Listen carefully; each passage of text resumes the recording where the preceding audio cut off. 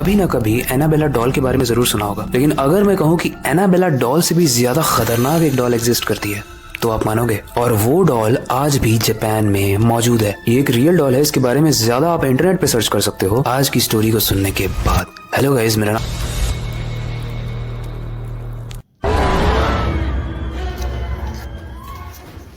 आज भी लोग जानते हैं कि जापान टेक्नोलॉजी में कितना आगे है, वहाँ पर कितने सारे कल्चर है। लेकिन एक चीज और है जो जापान में बहुत कॉमन है, और वो है वहाँ की डरावनी स्टोरीज। वहाँ पर ऐसी बहुत सी जगहें हैं, ऐसी बहुत सी चीजें हैं जो बहुत ज्यादा डरावनी है। वो इतनी ज्यादा भयानक और डरावनी है कि उसके बारे में लोग वहाँ पर बात भी नहीं करते। और उन्हीं हॉन्टेड चीजों में से एक है ओकीकू डॉल। देखो, वैसे तो डॉल का मेनली यूज विच क्राफ्ट और ब्लैक मैजिक जैसी चीजों में कॉमनली यूज किया जाता है और बहुत सालों से यूज किया जाता है। आपने ऐसे बहुत सारे केसेस भी देखे होंगे, बहुत सारे केसेस सुने होंगे। इनफैक्ट टीवी और मूवीज में भी ये दिखाया जाता है कि कैसे एक डॉल की मदद से किसी दूसरे इंसान को टॉर्चर किया जा सकता है। लेकिन इस डॉल की कहानी थोड़ी अलग है, लेकिन बिल्कुल रियल है। उसके रियल वीडियोस एंड प्रूफ्स के साथ मैं आपको ये कहानी सुनाने वाला हूँ। ये जापान में 1918 की बात है, जहाँ पर एक टीनेजर लड़का जिसका नाम था इकिकी सुजुकी, वो किसी काम से मार्केट में जाता है। तभी उसकी नजर जाती है दुकान में रखी हुई एक छोटी सी प्यारी सी डॉल पर। उस डॉल को देखते ही उस लड़के को अपनी 2 साल की छोटी बहन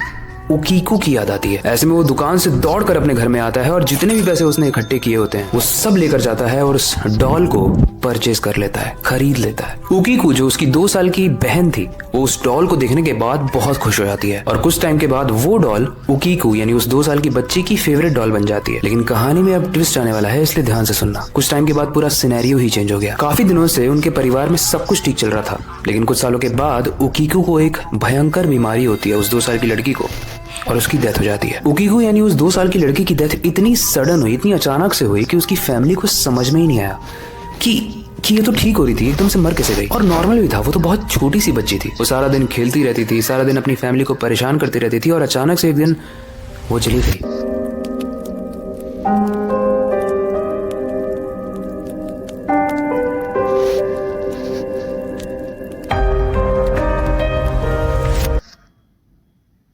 वहाँ पर स्कैरी और हॉन्टेड एक्टिविटीज स्टार्ट हुई। उनकी फैमिली को उक्कू कहा जाता है, और वहाँ की एक्टिविटीज के बाद उक्कू फैमिली